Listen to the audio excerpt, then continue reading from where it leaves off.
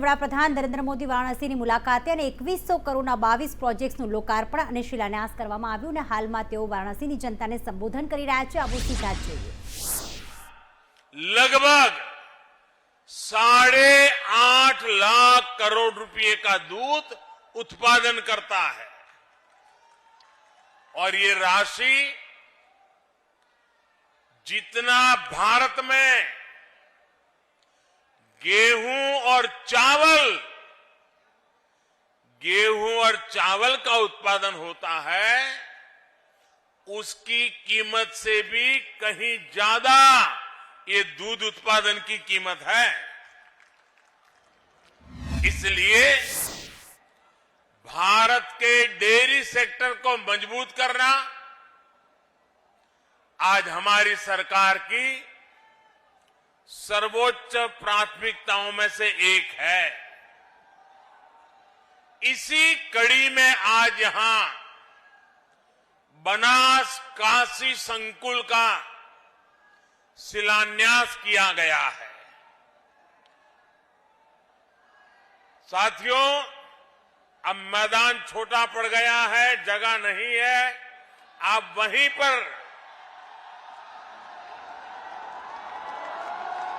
अपने आप को संभाल लीजिए।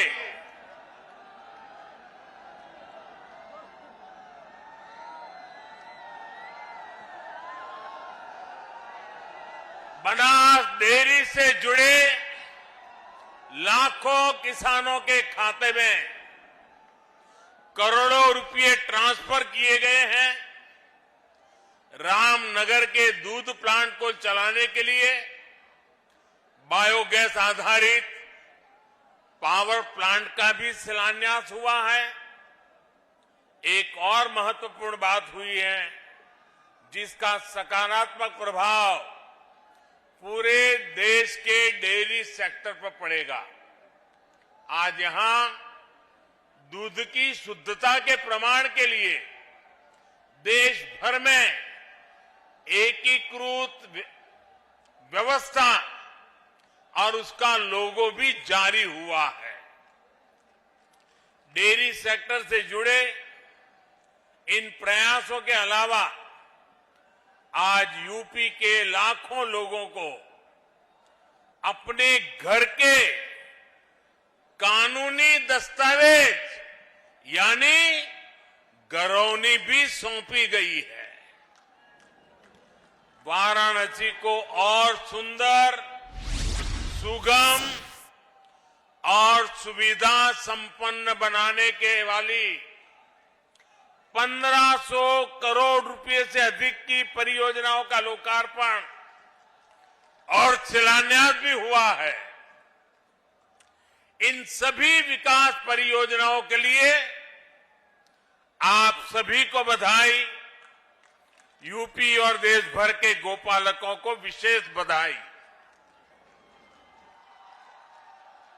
साथियों, एक जमाना था जब हमारे गांवों के घर आंगन में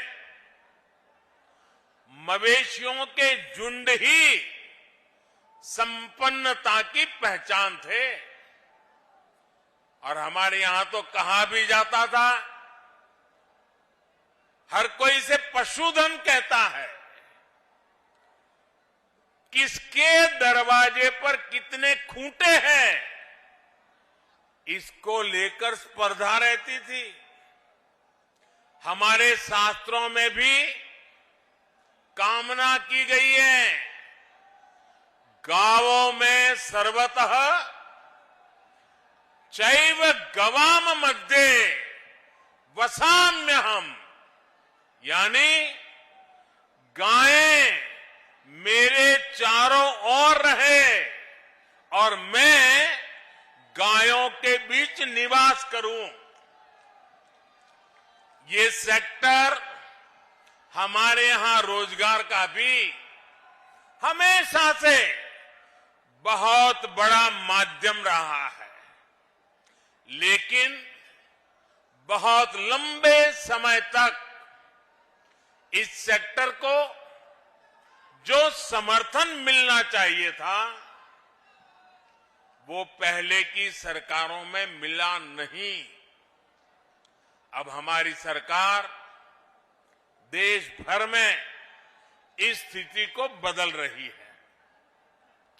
हमने कामधेनु आयोग का गठन किया, डेयरी सेक्टर के इंफ्रास्ट्रक्चर के लिए हजारों करोड़ रुपए का विशेष फंड बनाया है। हमने एक बहुत बड़ा अभियान चलाकर लाखों पशुपालकों को किसान क्रेडिट कार्ड की सुविधा से भी जोड़ा है।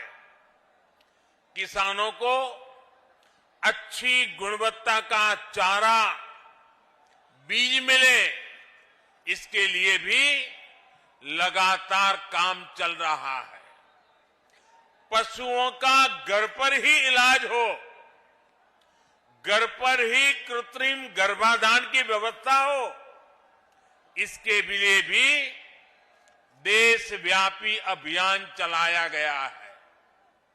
हमने पशुओं में फूट एंड माउथ डिसीज, खुरपका मुंहपका के नियंत्रण के लिए भी राष्ट्रव्यापी टीकाकरण मिशन चलाया है।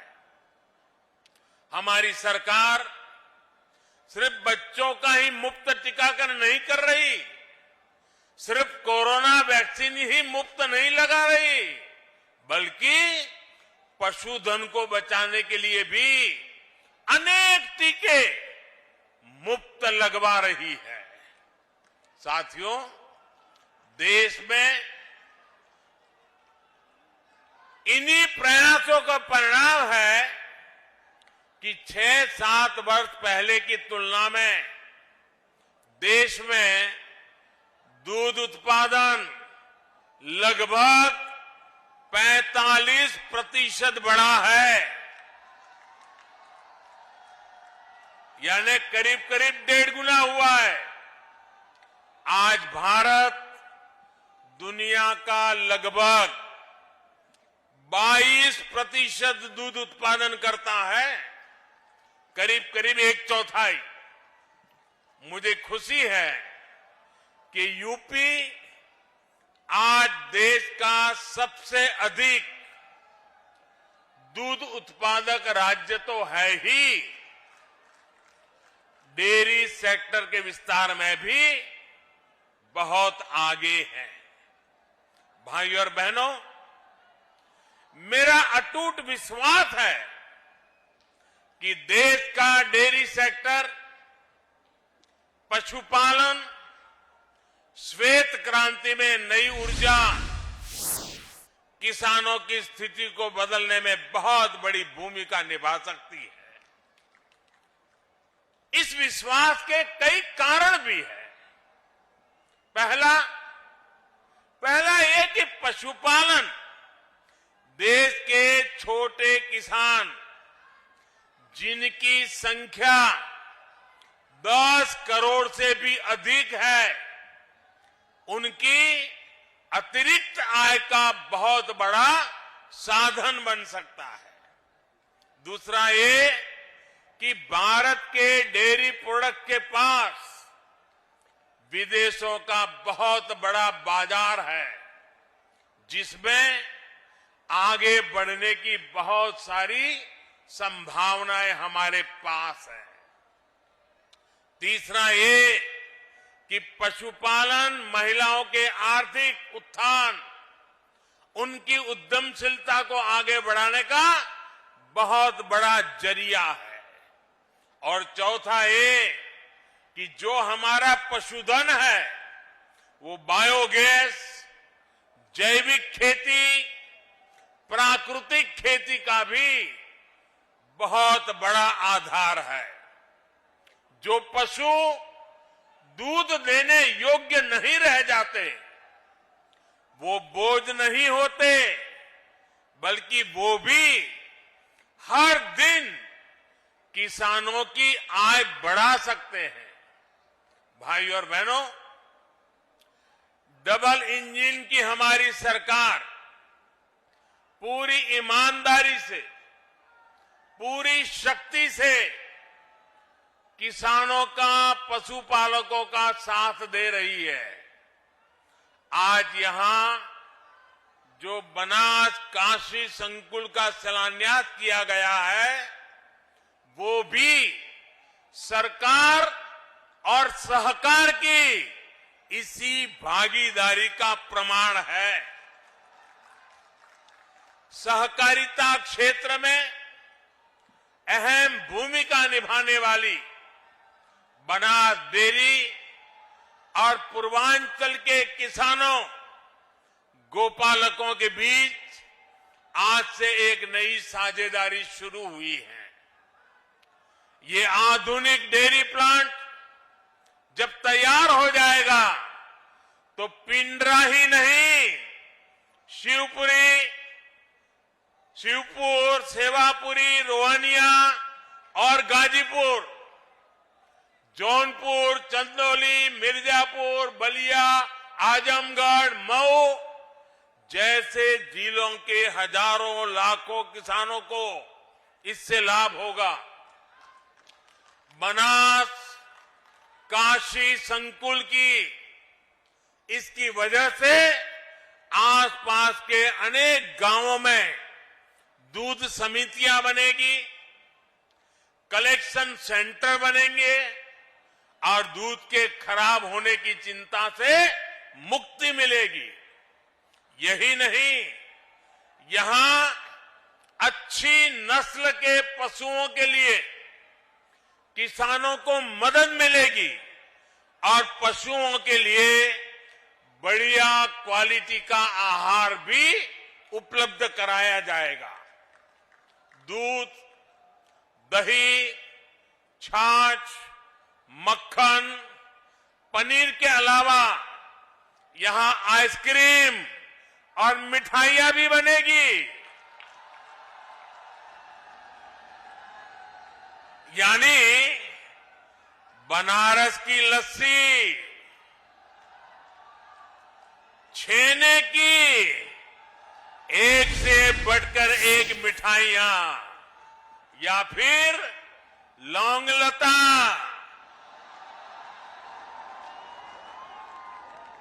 इन सब का स्वाद और बढ़ जाएगा। और वैसे अब तो मलइयों का मौसम भी आ ही गया है। एक प्रकार से बनास काशी संकुल बनारस के रस को और बढ़ा देगा। भाई और बहनों, आमतौर पर दूध की क्वालिटी की प्रामाणिकता को लेकर हमारे यहां बहुत उलझन रही है।